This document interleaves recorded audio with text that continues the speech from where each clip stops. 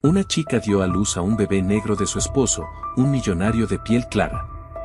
Y cuando él la echó a patadas, ella solo dijo, te arrepentirás. Antes de continuar, escriba en comentarios desde donde nos escucha, y si mi historia le conmueve asegúrese de estar suscrito. ¿Qué pasaría si la persona que dice amarte es, en realidad, quien más desea controlarte? A veces el amor no nace, se fabrica, se impone, se atrapa. Y para Sofía, esa verdad iba a instalarse lentamente en su vida como una sombra sin nombre. Tenía apenas 23 años y una mirada que no se podía olvidar. No por lo llamativa, sino por la sinceridad que transmitía. Era el tipo de chica que, al mirarte, parecía verte por dentro. De cabello claro, piel de porcelana y unos ojos que combinaban melancolía y determinación, Sofía era todo menos superficial. A pesar de su belleza evidente, lo que más destacaba en ella era su calidez. No tenía esa arrogancia de los que saben que son admirados. Por el contrario, parecía vivir con una culpa inconsciente por provocar tantas miradas. Estudiaba idiomas en una universidad estatal. Le fascinaban los idiomas porque, según decía, cada lengua tiene su alma, y a mí me gusta hablar con las almas, no con las personas. Por eso no era raro que pasara gran parte del día rodeada de estudiantes internacionales. En los pasillos, en la biblioteca, en la cafetería, se la veía reír, mezclar palabras en francés, italiano, ruso e inglés con una soltura encantadora. Los extranjeros la adoraban. La llamaban la luz del campus. Sergio, en cambio, era la oscuridad callada en la esquina de ese universo luminoso. Tenía 26 años, estudiante de física y matemáticas. Siempre vestido con ropa de tonos opacos, parecía caminar entre ecuaciones y fórmulas más que entre personas. Era alto, desgarbado y tenía la mandíbula constantemente apretada. Observaba. Callaba. Calculaba. Y desde hacía más de un año, Sofía era el epicentro de su obsesión. La primera vez que la vio, estaba sentada en una banca con un grupo de estudiantes africanos. Reía con fuerza, moviendo las manos al ritmo de las historias que le contaban. Sergio sintió algo parecido a una punzada en el estómago. No era amor. Era algo más denso. Algo entre la admiración, el deseo y el resentimiento. La odiaba por ser tan libre, tan radiante, tan inalcanzable. Y a la vez, quería poseerla como se posee una fórmula secreta. No se atrevía a hablarle. No al principio. Solo la seguía con la mirada, la estudiaba, imaginaba conversaciones en las que él decía exactamente lo correcto para conquistarla. Pero esas conversaciones solo vivían en su cabeza. Hasta que un día, en medio del pasillo central, Sofía tropezó con un cuaderno olvidado en el suelo. Era de él. Lo levantó, buscó con la mirada y se lo entregó con una sonrisa breve. ¿Es tuyo?, preguntó. Sergio se quedó mudo. Ella lo miró con una expresión cálida que él jamás había sentido dirigida hacia él. Sí, gracias, logró articular. De nada, respondió ella, y se fue. Desde ese momento, Sergio decidió que no podía dejarla escapar. Empezó a aparecerse casualmente en los mismos lugares que ella. En la cafetería, en la sala de estudio, en los eventos universitarios.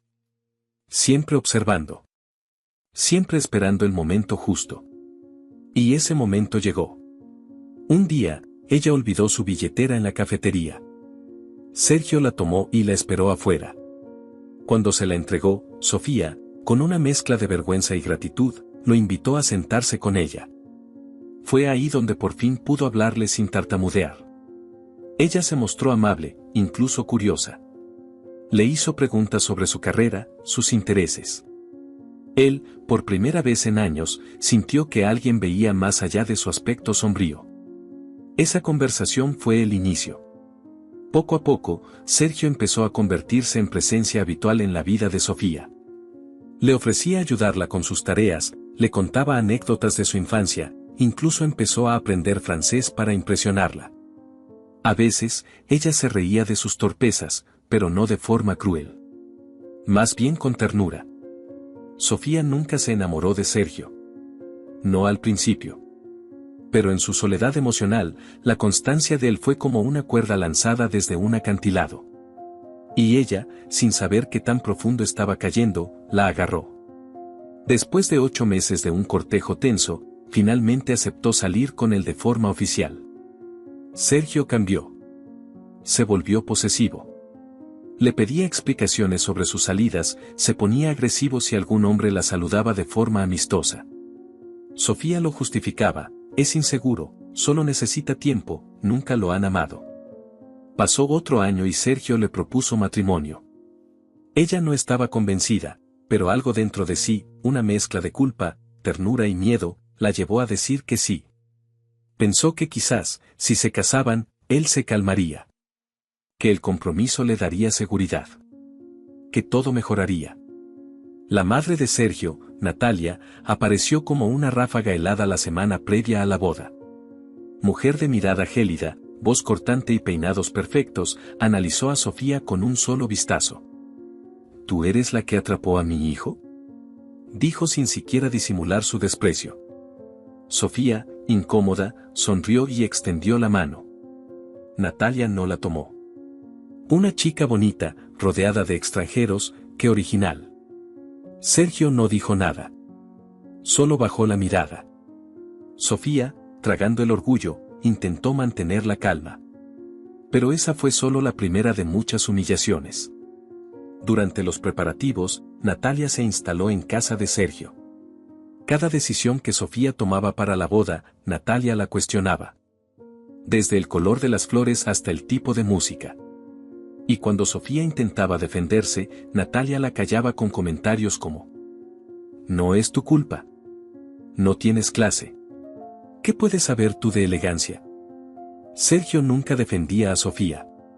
Solo le decía en privado que mamá es así, pero te quiere. Sofía empezaba a sentir que estaba entrando en un terreno peligroso, pero ya era tarde. La boda estaba encima. Y algo en ella no quería aceptar el fracaso. El día de la boda fue hermoso, al menos en apariencia. Sofía estaba radiante, pero bajo la capa de maquillaje se escondían las ojeras de muchas noches sin dormir. Natalia la observaba desde la primera fila con una sonrisa que no alcanzaba los ojos. Durante la fiesta, Sergio bebió más de la cuenta. La abrazaba con torpeza, le susurraba cosas al oído que la incomodaban. «Ahora sí eres solo mía, mía, ¿me oyes?». Sofía sonreía por cortesía, pero sentía que algo se estaba cerrando dentro de sí. Esa noche, en la habitación del hotel donde pasarían su primera noche como esposos, Sofía pidió unos minutos para llamar a su mejor amiga. Fue al baño, cerró la puerta y marcó. No sabía que Natalia la había seguido en silencio y estaba escuchando desde la otra puerta. «No sé si hice bien», confesó Sofía con voz temblorosa. «Él me quiere, sí, pero a veces siento que no es amor, sino una necesidad enfermiza. No sé si esto es lo que quiero para mi vida. Siento que estoy vendiéndome. Es como si me hubiera convencido a mí misma de que puedo amar a alguien que, en el fondo, me da miedo». Natalia apretó los puños. Grabó en su memoria cada palabra. Y en su mente, algo se activó. Esa mujer, pensó, no solo no ama a mi hijo, sino que lo va a destruir. No voy a permitirlo. Cuando Sofía colgó, regresó a la habitación y encontró a Sergio dormido, con una botella vacía junto a la cama. Se sentó en la orilla, lo miró y sintió una mezcla de lástima y asfixia. La luna se reflejaba en el espejo, y por primera vez, Sofía se preguntó si podría deshacer todo. Si existía una forma de detener lo que acababa de comenzar. Al otro lado de la puerta, Natalia caminaba de vuelta a su habitación, repitiéndose mentalmente, ella no es digna de él. Yo lo cuidaré. Haré lo que tenga que hacer. Y así comenzó el juego silencioso.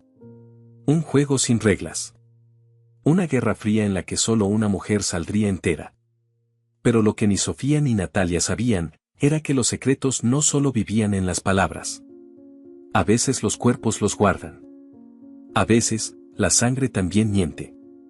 Y otras, dice verdades que nadie está preparado para escuchar. La noche de bodas terminó en un silencio denso, y la luna siguió brillando, como testigo mudo del inicio de algo oscuro. porque el verdadero amor no duele. Y cuando duele, no es amor. Es otra cosa. Algo que no tiene nombre. Algo que se disfraza. Que finge. Que seduce. Sofía aún no lo sabía, pero estaba a punto de descubrirlo. La luna seguía brillando sobre la ciudad, indiferente, ajena al silencio que había caído sobre esa habitación. Sofía permanecía sentada en la orilla de la cama, con los brazos cruzados sobre el vientre y la mirada perdida. Escuchaba el ronquido irregular de Sergio y sentía una opresión en el pecho que no se iba ni siquiera cuando respiraba hondo. Algo dentro de ella empezaba a gritar, pero su rostro seguía quieto, inmóvil. Como si supiera que cualquier gesto, por mínimo que fuera, podía hacer estallar todo lo que aún quedaba en pie. Cuando despertó esa mañana, Sergio ya no estaba. Había dejado una nota en el espejo: fui con mamá a recoger unas cosas. Te veo al mediodía. Te amo. Ella la leyó con indiferencia. No era amor lo que sentía al ver esas palabras. Era una mezcla agria entre resignación y miedo. Bajó a desayunar y la encontró. Natalia estaba sentada en la cocina, perfectamente maquillada a las 8 de la mañana, con un vestido negro ajustado que no coincidía con ninguna ocasión. Leía el periódico, pero ni bien la vio entrar, lo dobló con un gesto ceremonioso. ¿Dormiste bien?, preguntó con un tono que no necesitaba signo de interrogación. Sí, gracias, contestó Sofía mientras se servía café. Tu cara dice lo contrario, añadió Natalia con frialdad. ¿No descansaste o simplemente no te reconoces en el espejo? Sofía no respondió. No porque no tuviera palabras, sino porque entendía, cada vez con más claridad, que esa mujer no buscaba diálogo. Solo guerra. Se sentó frente a ella. Evitó su mirada. Natalia la observaba como quien evalúa una mercancía defectuosa. He notado que no usas anillo, dijo Natalia. ¿Será que no estás del todo comprometida? Sofía bajó la mirada al anillo que llevaba en el dedo. Sí lo tenía. Lo había llevado todo el tiempo. Lo llevo puesto, dijo con voz firme. Ah, es cierto, respondió Natalia con una sonrisa torcida. ¿Será que no brilla como debería? Como tú, querida. Ese fue el desayuno. Las semanas siguientes no fueron mejores. Natalia comenzó a instalarse cada vez más tiempo en la casa. Decía que lo hacía para ayudar, para aconsejar, para estar cerca de su hijo. Sofía sabía que su presencia tenía otro propósito. Lo notaba en los comentarios, en las miradas, en la manera en que abría las puertas sin tocar o se aparecía cuando Sofía hablaba por teléfono. En una ocasión, incluso entró sin permiso al dormitorio mientras Sofía se cambiaba. Oh, perdón. No sabía que las traductoras necesitaban tanto tiempo para vestirse, comentó al cerrar la puerta. Sergio no decía nada. Cuando Sofía le hablaba sobre lo que pasaba, él simplemente encogía los hombros. No exageres. Mamá solo es directa. Pero te quiere. Quiere que seas parte de la familia. Me quiere fuera, Sergio. ¿No lo ves? Me observa como si yo fuera una amenaza. Como si esperara que fallara en cualquier momento.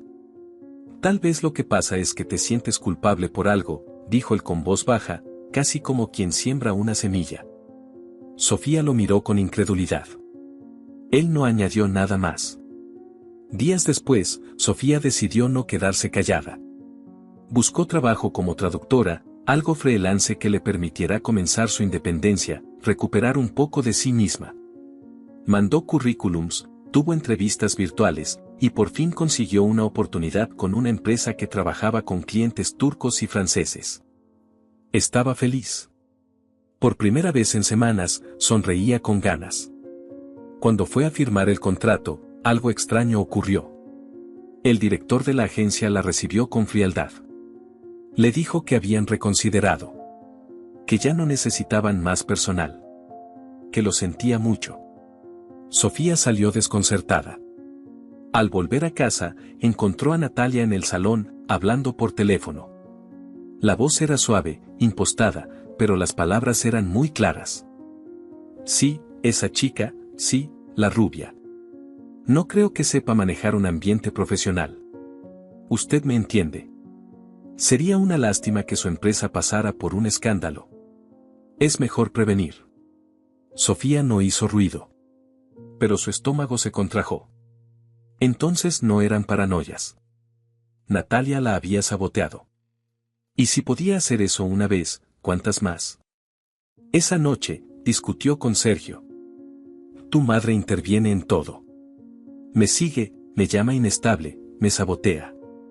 ¿Qué más necesitas para darte cuenta de que esto no es sano? ¿No será que tú eres la que necesita ayuda? ¿Qué estás diciendo? Mamá dice que te ve hablar sola. Que revisas las puertas. Que a veces le contestas mal sin que ella te haya dicho nada. Sofía, tal vez no estás bien. ¿Y tú le crees? ¿A ella? Es mi madre. Sofía se fue a dormir con una sensación de irrealidad. Como si su mundo empezara a disolverse en los bordes. Como si su identidad estuviera siendo borrada por otra versión de ella que no reconocía. Los días siguientes trajo consigo una nueva inquietud. Empezó a recibir mensajes anónimos al celular. Al principio eran frases sueltas, como cuídate o hay cosas que él no sabe. Luego se volvieron más oscuros, sé quién eres, y sé lo que ocultas. El número era desconocido. No tenía foto de perfil. No contestaba. Sofía empezó a temer que la seguían. Que alguien la observaba. Pensó en Natalia. Pensó en su pasado. No tenía enemigos. No tenía secretos. O al menos eso creía. Una noche, el mensaje fue más directo: ¿Sergio sabe lo que hiciste en el viaje a Roma? Sofía se quedó inmóvil. En Roma había participado de una pasantía. Conoció gente. Viajó sola por primera vez. Pero no había hecho nada malo. Nada que pudiera ser usado en su contra. El mensaje se repitió al día siguiente: los secretos siempre vuelven. Cuida tu casa. Cuida tu cama. Sofía guardó silencio. No se lo dijo a Sergio. Sabía que él no le creería. O peor, lo usaría para reforzar la idea de que ella estaba perdiendo la cordura. Esa misma semana, algo cambió. Una mañana, al despertar, sintió un mareo intenso. Pensó que era estrés. Se repitió durante varios días. Luego llegaron las náuseas. El atraso. El miedo. Compró una prueba de embarazo y la hizo en secreto. Positivo. Se quedó en el baño durante una hora. Sola. Mirando la línea azul como si fuera un abismo. No estaba preparada. No sabía si quería. No sabía si debía. Pero lo que más temía era decirle a Sergio. Cuando lo hizo, él no respondió de inmediato.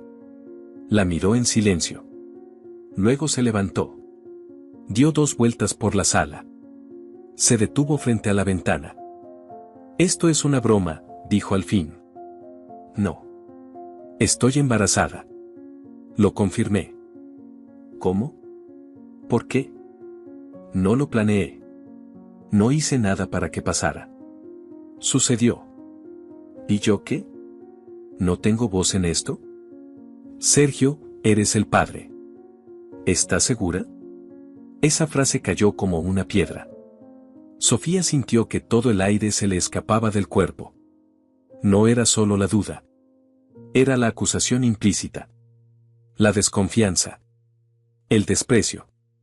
Natalia, que escuchaba desde el pasillo, apareció justo en ese momento. Se acercó a su hijo, le tocó el hombro, y en un susurro casi teatral, le dijo: Te dije que te iba a traicionar. Sofía los miró a ambos. Sergio no la defendió. No negó las palabras de su madre. Solo bajó la cabeza. Ella se levantó lentamente. Caminó hacia la puerta. No dijo nada.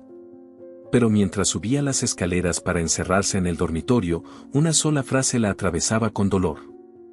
Ese hijo será mío. Pero no crecerá en este veneno. Y así, en silencio, Sofía comenzó a construir la decisión que lo cambiaría todo. Porque hay heridas que no sangran. pero cortan más profundo que cualquier cuchillo. Y hay traiciones que no se gritan, pero duelen como si fueran eternas. Sofía cerró la puerta con firmeza. La habitación se sumió en una penumbra azulada, apenas filtrada por la tenue luz de la lámpara de noche. Apoyó la espalda contra la madera y exhaló. No lloró. No gritó. Solo cerró los ojos y se repitió en silencio que ese hijo sería suyo, y que no permitiría que creciera en medio del veneno que la rodeaba.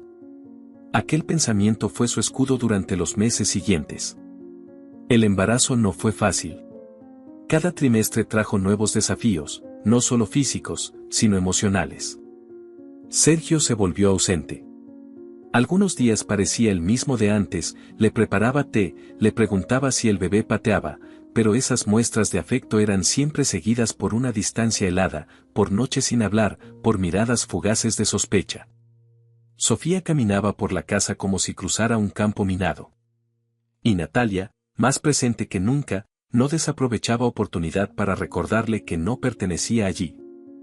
No tienes el porte para ser madre, le dijo una mañana, al verla colocar ropa de bebé en el cajón del armario. Esa criatura va a sufrir más que tú, y eso es mucho decir. Sofía apretó la mandíbula. Ya no respondía. Había aprendido que el silencio era su único refugio. Una noche, despertó sobresaltada. La habitación estaba en penumbra, pero algo se sentía diferente. Se sentó en la cama y se quedó en silencio. Fue entonces cuando lo notó. La cuna, que hasta la noche anterior estaba al lado derecho de la cama, ahora estaba al pie de la ventana. Sofía se levantó, encendió la luz. Nadie había entrado. Nadie podía haberla movido. O al menos eso se repitió. Pensó que quizás lo había hecho ella misma antes de dormir. Las hormonas. El agotamiento. Las dudas. Eso debía ser. Pero no fue la única vez. 2 noches después, las luces del baño comenzaron a parpadear. Luego, la puerta del armario se abrió sola, con un chirrido seco que retumbó como una advertencia. Sergio la encontró encogida en la esquina, temblando. «Está pasando algo raro», susurró ella. «¿Raro cómo?» La cuna se mueve sola. Las luces. Las puertas. Sofía, estás imaginando cosas. Necesitas dormir. Eso es todo. ¿Y si alguien entra cuando dormimos? ¿Quién? ¿Un fantasma? No me hables como si estuviera loca. No hace falta que lo diga. Escúchate. Fantasmas, luces, cunas. Deja de leer estupideces por internet. Ella no contestó. Algo más profundo estaba ocurriendo. Algo que no sabía nombrar, pero que empezaba a hacerle pensar que se estaba fragmentando por dentro. Pasaron los días. La presión aumentaba. Natalia comenzó a sembrar un rumor, que Sofía había estado involucrada con un estudiante africano durante su paso por la universidad. Que lo había ocultado. Que ese bebé no era de Sergio. Yo lo advertí, decía Natalia con voz falsa de tristeza. Pero nadie me escucha. Ese niño va a nacer con sangre ajena. Sergio no la desmentía. Al contrario. Empezó a observar a Sofía con desconfianza evidente. Llegó a revisar su teléfono mientras dormía, a interrogarla sobre nombres de hombres que ni recordaba haber conocido. ¿Quién es Emmanuel?, le preguntó una noche. Un colega. Traductor de francés. Hace años. ¿Tuvieron algo? No. Era un compañero más. Entonces, ¿por qué lo llamaste tantas veces? Porque estábamos organizando un proyecto. ¿Un proyecto o un encuentro? Sofía lo miró sin palabras. Entendió, en ese instante, que el hombre con el que se había casado ya no era capaz de discernir entre la realidad y sus fantasmas. El parto llegó al 8º mes. Fue prematuro. Estaba sola en casa cuando rompió fuente. Natalia y Sergio habían salido al supermercado. Llamó a emergencias y llegó al hospital con contracciones cada 2 minutos. No tuvo tiempo de pensar. Solo de resistir.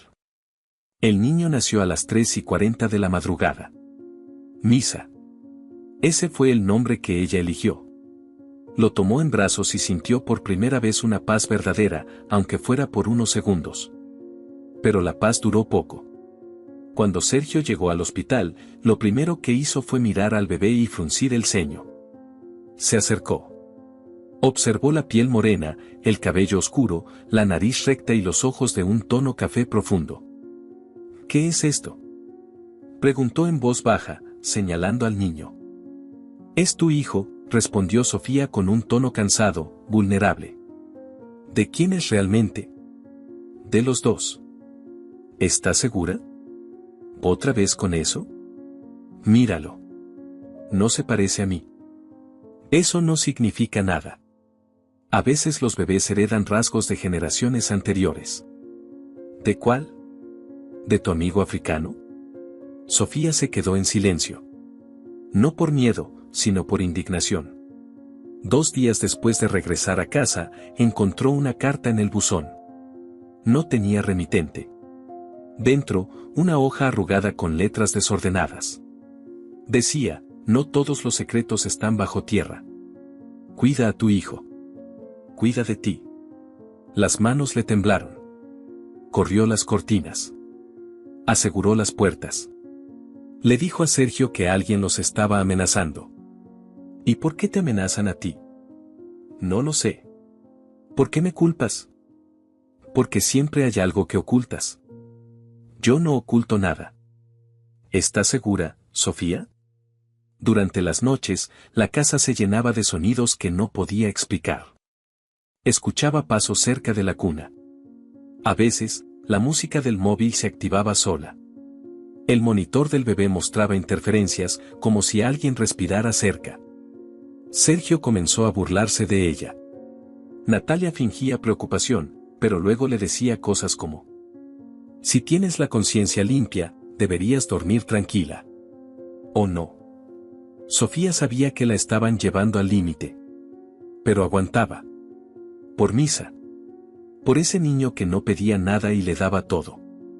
Finalmente, accedió a hacerse la prueba de ADN. Recolectó las muestras y las llevó ella misma al laboratorio. No confiaba en Sergio. Ni en su madre. Esperó la respuesta con el estómago cerrado. Durante esa espera, todo empeoró. Sergio se volvía cada vez más agresivo. Natalia pasaba más tiempo cerca de Misa, le murmuraba cosas al oído. Un día, al entrar a la habitación, escuchó que le decía al bebé: eres muy bonito, aunque no seas de mi sangre. Ojalá tu madre hubiera sido decente. Sofía le arrebató al niño de los brazos. Natalia sonrió, fría. Te estás volviendo muy sensible. Eso es peligroso para una madre primeriza. La carta fue solo la primera. Después vinieron otras. Cada vez más oscuras. Una decía: sabes lo que hiciste. No lo olvides. Otra: tarde o temprano, el verdadero padre lo buscará. Cuando llegaron los resultados, Sofía los tomó con manos temblorosas. Abrió el sobre frente a Sergio. El informe era claro: Misa era hijo biológico de Sergio. Ella sonrió por primera vez en semanas. ¿Ves? Te lo dije. Este niño es nuestro. Sergio tomó el papel, lo leyó y lo observó en silencio. Luego caminó hacia la cocina, encendió una hornilla y lo arrojó al fuego. Sofía gritó: ¿qué haces? Esto no cambia nada. ¿Estás loco? Ese niño no es mío. No puede ser. ¿Me crees tan estúpido? La prueba lo confirma. Las pruebas pueden falsificarse. ¿Crees que pagué para mentir? No lo sé. No sé de qué eres capaz. Lo único que sé es que no puedo mirarte sin sentir asco. Natalia apareció desde el fondo del pasillo. Llevaba el abrigo puesto. Dile que se vaya, Sergio. Es lo mejor. Por el niño. Por ti. ¿Qué? Lárgate, dijo él, sin mirarla. Es de noche, susurró Sofía. Está nevando. El bebé. Eso no es mi problema. Ya tuviste tu oportunidad. Vete. Sofía lo miró. No había lágrimas en sus ojos. Solo una tristeza antigua. Recogió a Misa, lo envolvió con una manta, agarró una mochila y salió. Natalia la seguía, como una sombra triunfal. Le abrió la puerta. Siempre supe que no durarías. ¿Sabes por qué? Porque la basura siempre termina fuera. Sofía no dijo nada. Caminó hacia la noche, con los pasos hundiéndose en la nieve. El viento cortaba. El bebé lloraba. Ella no. Ya no. En su pecho, solo quedaba una idea: sobrevivir. Por él. Por ella. Por la vida que merecían. Y mientras las luces de aquella casa quedaban atrás, Sofía comprendió que la sombra en la cuna nunca fue un fantasma. Era el reflejo de los monstruos vivos. Los que duermen en camas calientes. Los que usan trajes caros. Los que sonríen mientras destruyen. Y esa noche, en el silencio blanco de la ciudad, juró que esos monstruos no volverían a tocar lo que era suyo. Nunca más. La nieve crujía bajo sus pasos. Sofía caminaba sin rumbo, el viento le golpeaba la cara como una bofetada persistente, y el abrigo que llevaba no era suficiente para protegerla. Misa dormía en su pecho, envuelto en mantas improvisadas, apenas consciente del frío que los envolvía. La ciudad no tenía piedad.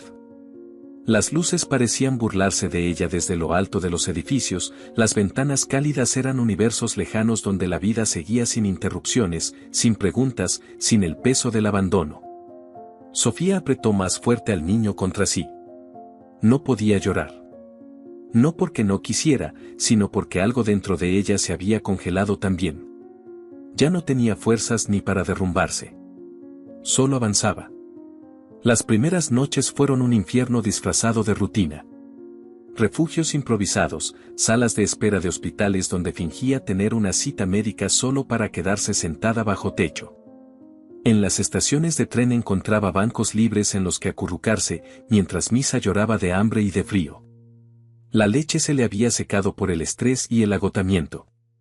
Cada día era una batalla. Comía cuando alguien le tendía un pan. Dormía cuando podía. Luchaba contra la fiebre del niño con paños húmedos y ruegos en voz baja. En uno de esos hospitales, donde fue a pedir ayuda cuando la fiebre de Misa llegó a los 40, la conoció. Ludmila. Una enfermera de rostro curtido, arrugas hondas y ojos que no juzgaban. Fue la primera persona que no la miró con lástima ni desdén, sino con un tipo de compasión antigua. La tomó del brazo, la llevó al consultorio, examinó al niño y la escuchó sin interrumpir. Al terminar, Ludmila se quedó un momento en silencio. Luego preguntó: ¿Tienes dónde vivir? Sofía bajó la mirada. El silencio fue suficiente respuesta. Mi hermano, continuó Ludmila, está solo. Su esposa murió hace 3 años. Desde entonces no habla con nadie. La casa está llena de polvo. Le vendría bien una mano. Cocinar. Limpiar. Cuidar el jardín. No es mucho. Tiene espacio. Puedes quedarte allí. No quiero caridad. No es caridad. Es oportunidad. Y tú la necesitas. A veces el orgullo mata más que el hambre. Sofía aceptó. No porque confiara, sino porque ya no podía más. Víctor era un hombre extraño. Tenía 52 años, el cabello entrecano, los ojos profundos, la voz grave. Cuando abrió la puerta, miró a Sofía como se mira algo que no se esperaba encontrar. No le pidió explicaciones. Solo le dijo dónde estaba la cocina, el cuarto de servicio, y dejó un paquete de pañales y leche sobre la mesa. No sonrió. Pero tampoco cuestionó. Los días comenzaron a tener forma. Sofía se levantaba temprano, limpiaba la casa, cocinaba con lo poco que encontraba en la alacena y cuidaba de Misa. Él mejoró. La fiebre desapareció, sus mejillas comenzaron a tomar color y dormía tranquilo, por fin. Sofía, en cambio, tardó más en sanar. Dormía poco, Comía apenas lo suficiente y cada vez que el teléfono de la casa sonaba, el corazón se le detenía. Víctor no hablaba mucho. Se marchaba por las mañanas, regresaba al anochecer. Siempre con un libro bajo el brazo o un expediente. Trabajaba en exportaciones, eso le dijo Ludmila. No tenía hijos. No tenía amigos. Solo su casa silenciosa y su soledad metódica. Con el tiempo, comenzó a quedarse unos minutos más en la cocina, mientras Sofía preparaba el té. Le preguntaba cómo estaba el niño, si necesitaba algo. A veces, dejaba dinero sobre la mesa, sin decir nada. Una noche, mientras Sofía recogía los platos, Víctor habló. Tu hijo tiene los ojos tristes. Ella se detuvo. No por la frase, sino por la forma en que la dijo. Como si hablara también de sí mismo. Ha pasado por mucho. Igual que yo. Los niños no deberían pasar por tanto. Pero pasan. Y callan. Y cargan. Como si pudieran con todo. Víctor no dijo nada más. Se levantó y se fue a su despacho. Pero desde ese día, empezó a llegar más temprano. A veces llevaba dulces. A veces jugaba con Misa en silencio. No como un padre, ni como un extraño. Como alguien que observaba una herida sin atreverse a tocarla. Sofía empezó a confiar. Poco. A paso lento. Pero lo suficiente como para sentir que al menos, por ahora, estaba a salvo. Hasta que volvió a suceder. Salió al mercado una mañana. Era temprano. Misa dormía y Víctor se ofreció a cuidarlo. Al regresar, caminaba con 2 bolsas en cada mano. Entonces lo sintió. Esa sensación en la nuca. Como si alguien respirara detrás. Se detuvo. Miró. Nada. Volvió a andar. A los 3 pasos, otra vez. El mismo peso invisible. Miró de nuevo. Una figura dobló la esquina. Rápida. Un abrigo largo. Nada más. Al llegar a casa, Víctor abrió la puerta. La observó un segundo más de lo normal. ¿Estás bien? Sí, mintió. Esa noche, encontró un sobre bajo la puerta. Otra vez sin remitente. Lo abrió con manos temblorosas. ¿No mereces paz? ¿Creíste que escaparías tan fácil? Sofía lo leyó 3 veces. Sintió las piernas ceder. Se sentó en el suelo, abrazó las rodillas. La carta olía a humedad. No tenía huellas visibles. La quemó en el lavaplatos. Pero el olor quedó en su piel. Empezó a cerrar las ventanas con llave. A revisar la cerradura 3 veces. A mirar por la mirilla cada hora. No se lo contó a Víctor. No quería que pensara que estaba loca. No quería perder lo único estable que tenía. Pero los sobres continuaron. 1 cada semana. Frases sueltas. Amenazas sin firma. El infierno no ha terminado. Todo tiene un precio. Te observo. Una madrugada, vio una silueta frente a la casa. No se movía. Solo estaba allí. Cuando corrió a la puerta, ya no había nadie. Misa comenzó a llorar más. Como si sintiera la ansiedad de su madre. Sofía dormía con él sobre el pecho. No por cariño, sino por instinto. Como una loba con su cría. Una mañana, mientras limpiaba el despacho de Víctor, encontró algo. Estaba sacando la basura del rincón de los archivos cuando vio una carpeta vieja, arrugada. Dentro, documentos sueltos, papeles amarillentos. Al fondo, una fotografía. Era en blanco y negro. Un hombre de semblante duro, sentado en un banco de madera, con un niño moreno a su lado. Tenía los mismos ojos que Misa. La misma frente. La misma expresión concentrada. Sofía sintió que el corazón le daba un salto. Miró la foto con más atención. Por detrás, un nombre, 1965. Belgrado. ¿Quiénes eran? Guardó la foto en su bolsillo. Esa noche, mientras Víctor leía en la sala, Sofía se acercó. ¿Puedo preguntarte algo? Claro. ¿Quiénes son estas personas? Él bajó el libro, tomó la foto, la miró. Durante unos segundos, no dijo nada. Mi padre. Y mi medio hermano. ¿Medio? Mi padre tuvo un hijo con una gitana. Nunca lo reconoció. Solo una vez lo llevó a casa. Estuvo unos días. Luego desapareció. Nadie más volvió a hablar de él. ¿Cómo se llamaba? No lo sé. Mi madre quemó todas las cartas. Dijo que ese niño no existía. Sofía se quedó en silencio. Víctor le devolvió la foto. ¿Por qué te interesa? Porque se parece a mi hijo. Sí. Es cierto. Víctor la observó. Luego añadió, con voz baja. ¿Nunca pensaste que hay personas destinadas a encontrarse? ¿A qué te refieres? A veces el dolor nos lleva al mismo lugar. Aunque vengamos de mundos diferentes. Esa noche, Sofía no durmió. Se quedó mirando a Misa mientras respiraba. Esa fotografía había abierto algo. Un lazo invisible. ¿Qué significaba? ¿Era una coincidencia? ¿O una advertencia? En el fondo del armario, junto a las cartas quemadas, Sofía escondió la foto. No tenía todas las respuestas. Pero ya sabía que la paz era un lujo breve. Y que los que nadie mira, también tienen secretos. La puerta de esa casa parecía cerrada. Pero había algo al otro lado. Algo que observaba. Esperaba. Callaba. Y Sofía empezaba a sentir que el verdadero peligro no era solo el pasado. Era lo que aún no había sido dicho. Lo que estaba por revelarse. Lo que dormía, justo al otro lado del pasillo. La casa parecía dormida, pero Sofía ya no confiaba en el silencio. Lo había aprendido en carne viva, los lugares callados no son los más seguros, son los que más ocultan. Esa noche, después de esconder la fotografía en el fondo del armario, no pudo cerrar los ojos.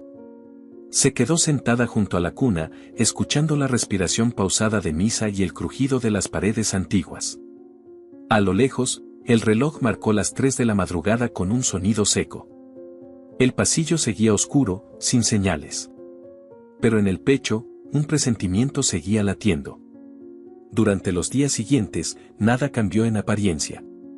Víctor seguía llegando al anochecer, se sentaba a leer en su sillón de cuero, comía en silencio y, a veces, compartía unos minutos con Misa, a quien había comenzado a llamar cariñosamente pequeño sabio. Sofía se encargaba de la casa como si su vida dependiera de eso, aunque por dentro sentía que algo se movía, como si la historia que la rodeaba aún no hubiese terminado de escribirse. Una noche, mientras Misa dormía sobre una manta en el jardín, Sofía lavaba los platos. Víctor entró a la cocina, se quedó de pie unos segundos, mirándola.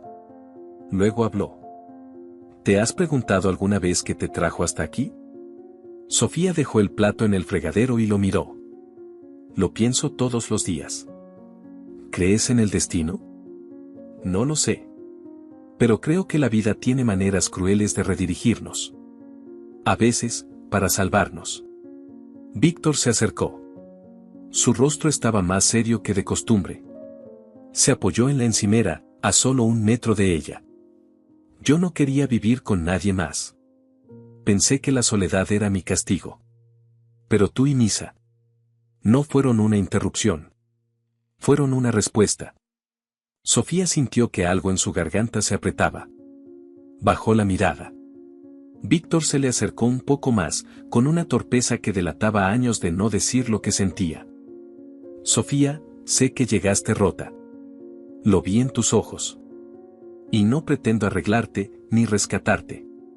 Pero quiero ofrecerte algo distinto. Algo que no conoces. Quiero darte paz. Si me dejas, quiero caminar a tu lado. Como sea. Con lo que puedas dar. No quiero más que eso. Ella lo miró. Su primer impulso fue rechazarlo. El miedo aún vivía en sus costillas. Pero había algo distinto en esa voz. No era posesiva. No era exigente. Era real. Yo no estoy lista, dijo en voz baja. Pero, tampoco quiero seguir huyendo. Víctor asintió. Entonces no huyas. Quédate. Y ella se quedó. Se casaron discretamente en el salón del registro civil. No hubo flores, ni aplausos, ni banquete. Solo los tres. Misa en brazos de Ludmila, Víctor con un traje sobrio, y Sofía con un vestido azul claro que él le había regalado. Al firmar, Sofía sintió por primera vez en años que su nombre volvía a tener peso. Identidad. Propósito. Misa, sin entender el significado de esa ceremonia, empezó a llamarlo papá días después. La primera vez que lo dijo, Víctor se atragantó con el café. Luego, se levantó, lo alzó en brazos y se permitió llorar frente a él. Sofía lo observó desde la puerta. No dijo nada. Su alma temblaba. La paz se instaló. Pero, como siempre, fue breve. Sofía comenzó a hacer limpieza profunda en el desván. Quería ordenar su nueva vida, sin dejar esquinas oscuras. Allí encontró una vieja caja de madera, cerrada con un candado oxidado. Le pidió a Víctor la llave, y él se la entregó sin preguntas. Dentro, encontró más fotos. Cartas antiguas. Y un diario. No de Víctor, sino de su madre. Las palabras hablaban con dureza de aquel hijo ilegítimo que había desaparecido. Lo llamaba el error. Hablaba de sangre impura. De vergüenza. De pactos rotos. Sofía cerró el diario. Decidió no decirle nada. No aún. Esa misma semana, recibió una notificación judicial. Demandada. Por daños psicológicos, ocultamiento de paternidad y privación ilegítima de vínculo familiar. Firmaba, Sergio Alexei Koryakov. No venía solo. Natalia también aparecía como demandante subsidiaria, solicitando participación activa como abuela biológica del menor. Sofía sintió que el suelo volvía a moverse. Habían pasado años. ¿Qué querían ahora? El juicio fue fijado en menos de 3 semanas. La noticia trajo consigo una cadena de nuevas angustias. Prensa local. Abogados. Papeles. Recordatorios de todo aquello que había jurado dejar atrás. Víctor no dijo una palabra de más. Solo buscó a un abogado que conocía desde hacía años. Un hombre de confianza, seco, pero honesto. Se encargó de todo con precisión quirúrgica. La audiencia se celebró en el salón principal del juzgado de familia. Sergio llegó con un traje mal entallado y una expresión que alternaba entre el arrepentimiento y el odio. Natalia, mucho más envejecida, apareció con un bastón y gafas oscuras. Su entrada fue silenciosa, pero contundente. El fiscal leyó las acusaciones. Sofía se defendió sin lágrimas. Solo con hechos. Víctor aportó los documentos que demostraban que había cuidado y criado a Misa desde su primer año de vida. Ludmila testificó a su favor. El abogado exhibió las pruebas del abandono, las amenazas y el resultado original de la prueba de ADN que había sido registrada en un laboratorio oficial. El juez se tomó su tiempo. Al cabo de 2 horas de deliberación, anunció el fallo, custodia absoluta a favor de Sofía. Sergio podía solicitar visitas supervisadas en el futuro, pero sin derechos legales sobre el niño, a menos que iniciara un proceso de restitución vincular, lo cual tomaría años. Sofía no lloró. No sonrió. Solo respiró. Como si se quitara una losa de encima. Sergio, al escuchar la sentencia, bajó la cabeza. Natalia murmuró algo que no se llegó a entender. Parecía un insulto. O una oración. Luego se marcharon, arrastrando sus derrotas por el suelo del juzgado. Sofía volvió a casa esa noche con Misa dormido en brazos. Víctor la recibió con una copa de vino en la mano. No brindaron. Solo se abrazaron. La guerra había terminado. Eso pensaron. Al subir a la habitación para acostar a Misa, Sofía notó algo raro. La puerta entreabierta. La ventana abierta. Y la cuna, vacía. Se le heló el pecho. Gritó. Corrió por los pasillos. Buscó en el baño, en la sala, en el jardín. Nada. Misa no estaba. Víctor subió corriendo. ¿Qué pasa? No está. Misa no está. Revisaron la casa entera. La alarma no se había activado. No había rastros de violencia. Solo la ausencia. Sofía comenzó a hiperventilar. Se arrodilló en el suelo. Se golpeó las piernas. Llamaron a la policía. Denuncia inmediata. Desaparición de menor. Las patrullas comenzaron a buscar por el barrio. Nadie había visto nada. No hubo testigos. En la cuna, una sola cosa. Un papel, doblado en 4. El que se roba un hijo, debe pagar con el alma. Sofía sintió que se partía por dentro. Los fantasmas no solo habían nacido. Habían regresado. Con hambre. Con venganza. Y esta vez, no se irían fácilmente. El papel descansaba sobre la cuna vacía como si hubiera sido dejado por una mano invisible, una firma sin nombre de algo que no tenía explicación lógica. Sofía lo leyó 3 veces, sin entender, sin procesar. Su corazón golpeaba con fuerza contra el pecho, y su cuerpo temblaba como si lo hubieran dejado desnudo en mitad del hielo. El silencio en la habitación era tan denso que se podía cortar con una palabra.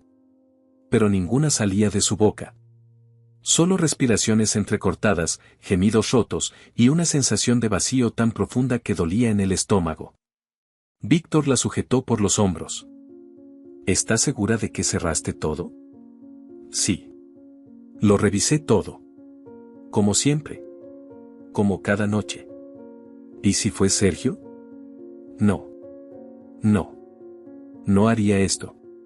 No así. ¿Y si sí? ¿Y si no aceptó la derrota? Sofía negó con la cabeza, pero no tenía certeza de nada. Estaba rota por dentro. La idea de que Misa no estuviera bajo su cuidado era demasiado monstruosa. Intentaba pensar, ordenar, recordar algún detalle.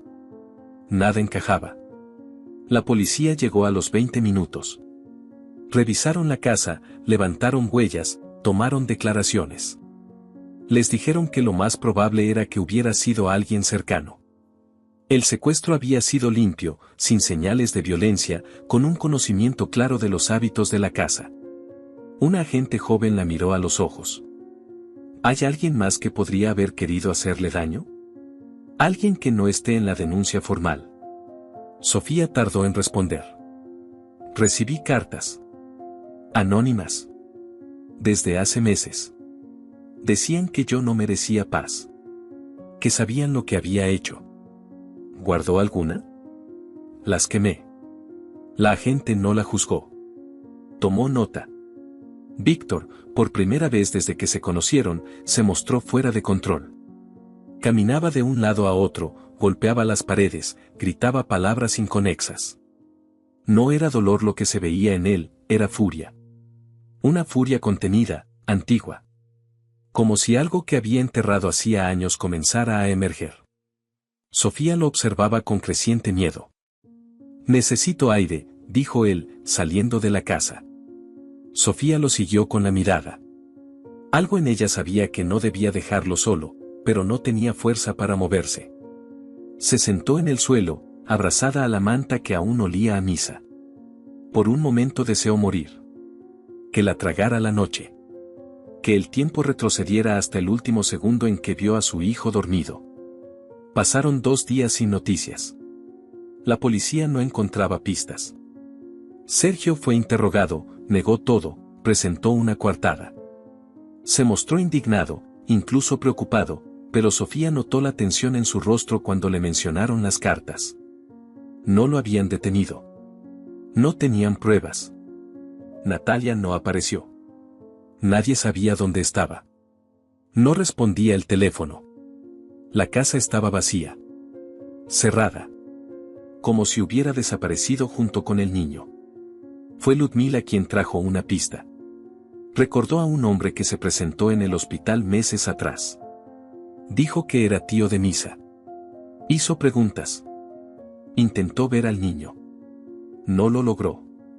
Había algo raro en él. Había mentido sobre su apellido. Lo reportó como incidente menor. Ahora lo recordó.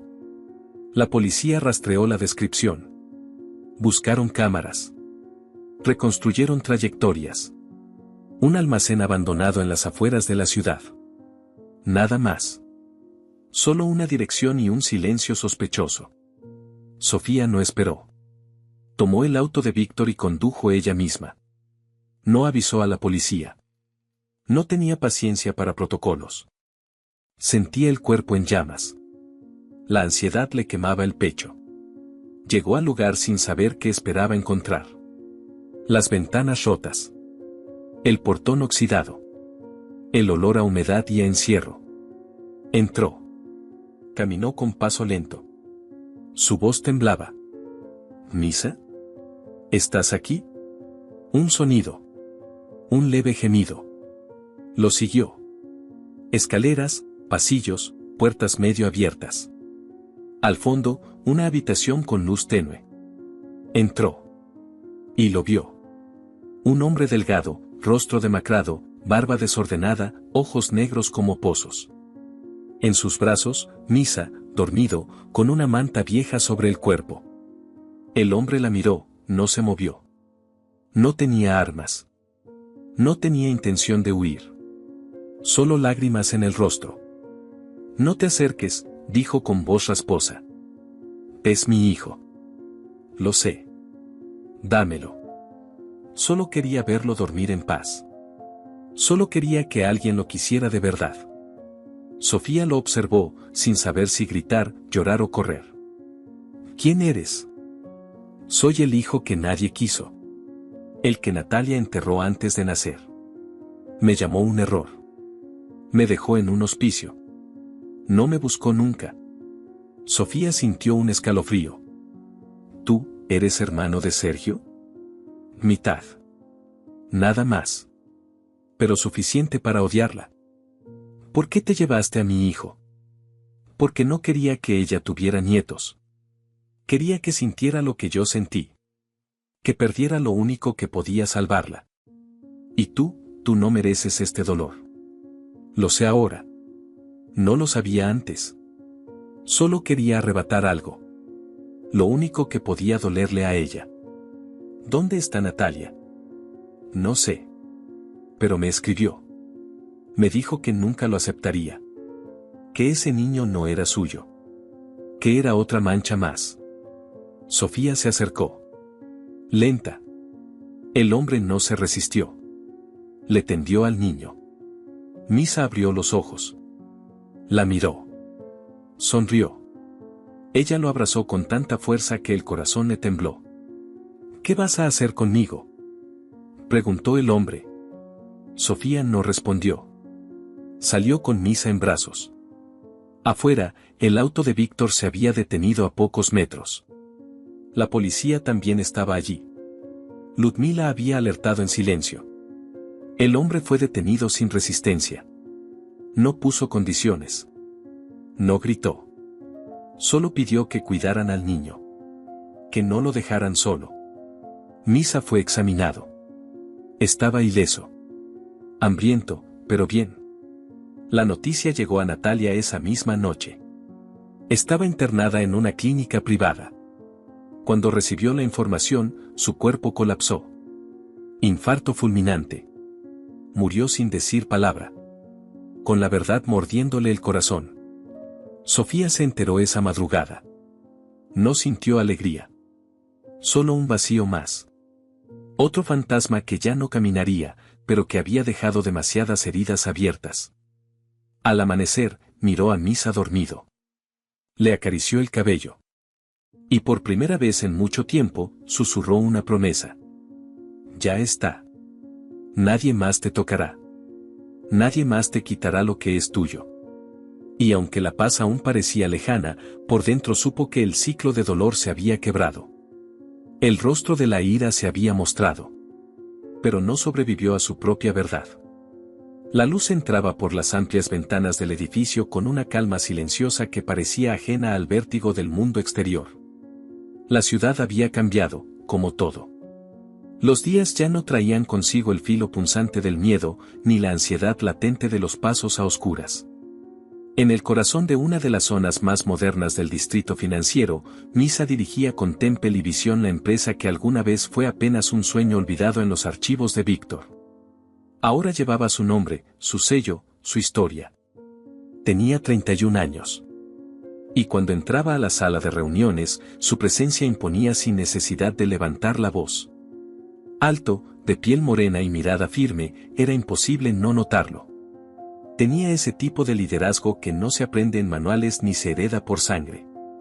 Se forja a golpes, a silencios, a cicatrices bien ocultas detrás de una sonrisa serena. Sofía lo miraba desde lejos y, a veces, aún se preguntaba cómo era posible. Como aquel niño que lloraba abrazado a su cuello, que dormía en estaciones de tren, que fue arrebatado por manos crueles, había crecido con tanto equilibrio. Había tenido muchos momentos de duda. No todos los días fueron de amor perfecto. También hubo crisis, puertas cerradas con rabia, preguntas difíciles y silencios tensos. Pero siempre, siempre, volvían a ese centro indestructible, el vínculo real. El que no se firma en papeles, ni se impone por genética. El que se gana con ternura, paciencia y verdad.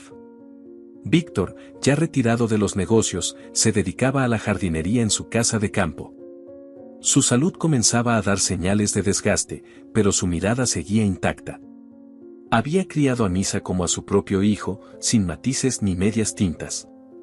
Cuando alguien preguntaba, él respondía lo mismo de siempre: ese niño es mío desde que aprendí a pronunciar su nombre sin temblar. Aquella mañana todo parecía rutinario. Sofía había pasado por la oficina para avisar a Misa que el viaje al litoral se adelantaba. Un sanatorio junto al mar los esperaba, y ella estaba emocionada como una niña. Él prometió acompañarlos en unos días, apenas resolviera un par de reuniones. El ambiente era ligero. Sonrisas, planes, anécdotas. Hasta que el pasado cruzó la puerta. Entraron sin ser anunciados. La recepcionista apenas logró articular una advertencia antes de que dos figuras atravesaran el pasillo y se plantaran frente al escritorio de Misa. Uno de ellos, delgado, con el cabello gris y la piel curtida por los años y el alcohol. El otro, un joven de 20 años con el mismo rictus amargo en los labios, los ojos fríos y una mochila raída colgada al hombro. Sergio. Y su otro hijo. Misa se quedó inmóvil. No hubo sorpresa en su rostro. Solo una especie de cansancio antiguo. Como si ya hubiera intuido que ese momento llegaría. «Vengo a hablar contigo», dijo Sergio, carraspeando. «No vengo a hacer escándalos». «Ya es tarde para eso», respondió Misa con voz neutra. El joven se mantuvo en silencio. Observaba todo con ojos de perro entrenado para el desdén. «Escúchame. Sergio dudó, yo cometí errores. Muchos. Lo sé. Pero tú también eres sangre de mi sangre. Y tu hermano está pasando por momentos difíciles. ¿Quieres dinero? No estoy pidiendo limosna. ¿No? Solo un poco de apoyo. Lo que puedas. Algo para que él empiece de cero. Yo ya no tengo salud. Ya no puedo trabajar como antes». Misa asintió. Se levantó con lentitud. Caminó hacia la ventana. Desde allí, las calles parecían lejanas, como un río de hormigas. Tomó aire. Luego se giró. «Mi nombre es Misa Viktorovich. No llevo tu apellido. No lo necesito. No te debo nada. Ni siquiera odio. No digas eso. ¿Sabes qué hiciste, Sergio? No perdiste un hijo. Perdiste la oportunidad de ser un hombre decente». La voz que irrumpió en ese instante fue la de Sofía. Ella había escuchado todo desde la puerta. Entró con paso seguro. Sus años no le quitaban belleza ni presencia. La voz era suave, pero firme. «Tú no perdiste a un hijo, perdiste la oportunidad de ser un hombre decente». Sergio la miró con una mezcla de vergüenza y nostalgia. Estaba viejo. Lo que quedaba en sus ojos era solo un reflejo opaco de lo que alguna vez quiso ser. Me equivoqué, susurró. Tenía miedo. Me llenaron la cabeza. No uses a tu madre como escudo, le interrumpió Sofía. Elegiste creer en la mentira porque era más fácil que aceptar que habías fallado. El joven que lo acompañaba dio un paso al frente. Entonces, ¿no ayudarán a mi padre? A tu padre lo ayudamos cuando aún podía ser salvado, dijo Misa. Ahora solo queda lo que él decidió ser. Sofía se acercó a su hijo. Le tomó la mano. ¿Qué hacemos?, le preguntó en voz baja. Misa miró a Sergio. Luego al muchacho. Luego al reloj. Lo justo. Marcó un número interno. Dile al área contable que transfieran lo acordado. Solo esta vez. Y que no vuelvan a acercarse a este edificio sin autorización. Sergio intentó decir algo, pero Misa ya había vuelto a sentarse. Sofía se giró y abrió la puerta. Se acabó, dijo sin necesidad de elevar la voz. Los dos se marcharon en silencio. ¿Cómo entraron? La puerta se cerró. Por primera vez en años, Sofía sintió un cierre verdadero. No uno artificial. No uno simbólico. Uno real. Misa suspiró. ¿Te arrepientes de algo? Solo de no haberme ido antes, respondió ella. Esa noche, empacaron. Víctor los esperaba. El mar también. La carretera se extendía frente a ellos como una promesa. Misa conducía. Sofía miraba el horizonte. Recordaba la voz de su madre cuando era niña: el mar limpia, el mar quita lo que duele, el mar te recuerda quién eres. Al llegar, el aire salado les dio la bienvenida. Caminaron por la orilla. Víctor los abrazó con fuerza. Parecía más frágil, pero también más en paz. Frente a la inmensidad azul, Misa se acercó a su madre. Le puso el brazo sobre los hombros. ¿Es como lo imaginabas? Mejor. Porque estás aquí. Te amo, mamá. Yo también. Se quedaron en silencio, mirando el vaivén de las olas. Una voz cerró la historia, como si el viento hablara por ellos. A veces los lazos de sangre no tienen nada que ver con la familia. Y los silencios hablan más que 1000 verdades. Porque al final, solo el amor que no duda, sobrevive. ¿Qué te ha parecido esta historia? Cuéntanos en comentarios qué harías en una situación similar. Nos gustaría saber desde qué ciudad nos estás viendo. Te invitamos a darle me gusta, suscribirte al canal y compartir este video con tus amigos o familiares como muestra de apoyo. Esto nos motiva a seguir subiendo relatos emocionantes prácticamente todos los días. No te pierdas la próxima narrativa sorprendente que está a punto de aparecer en tu pantalla. Valoramos enormemente tenerte aquí con nosotros. Puedes hacer clic en los enlaces que están apareciendo en tu pantalla en este momento. Tenemos una selección exclusiva de historias cautivadoras y entretenimiento garantizado especialmente para ti. Nos vemos en el próximo video. Un abrazo.